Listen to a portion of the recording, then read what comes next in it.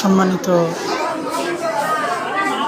প্রিয় ভাই বোন, এটা হচ্ছে সরকারি হাসপাতালের ভিতরের অবস্থা।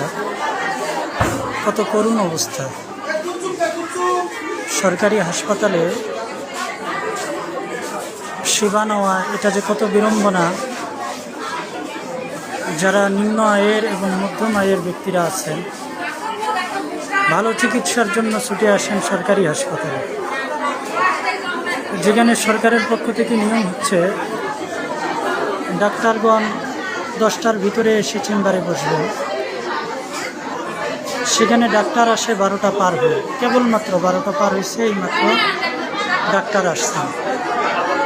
এবং আসার পর এই যে কত লম্বা দীর্ঘ মা বোনরা সিরিয়াল ধরে আছেন, সকলের টিকিট নেওয়া হয়নি। শত শত রুগী চিকিৎসার জন্য আসে, মাত্র 50 জন। এত বিড়ম্বনার পরে সরকারি হাসপাতালে মানুষ চিকিৎসার জন্য একটু আশা নিয়ে, একটু ভরসা নিয়ে আসে। আমরা শুনেছিলাম কিছুদিন আগে আমাদের কুড়িগ্রামের এমপি মহোদয় ডক্টর আতিক মুজাহিদ, তিনি এসেছিলেন এই সংকট নিরসনের জন্য। কিন্তু দুঃখের বিষয়, এখানকার ভিতরের যে সিন্ডিকেট, এটা বিশাল বড় সিন্ডিকেট। এটা ভাঙ্গা হয়তো এমপি মহোদয়ের জন্য সম্ভব নয়। এভাবে মানুষের কষ্ট আর ভোগান্তি যখন একটা ক্ষোভে পরিণত হবে,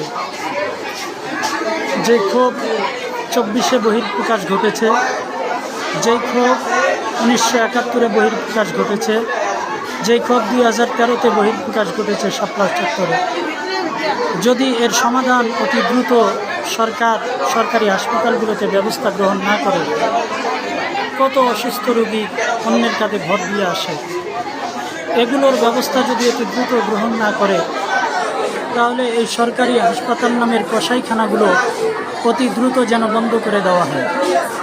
এভাবে মানুষের ভোগান্তির জন্য মানুষকে কষ্ট দিয়ে 10টার সময় ডাক্তার আসার কথা, সেখানে 12টার পরে এসে আজানের আগে আবার চলে যায়।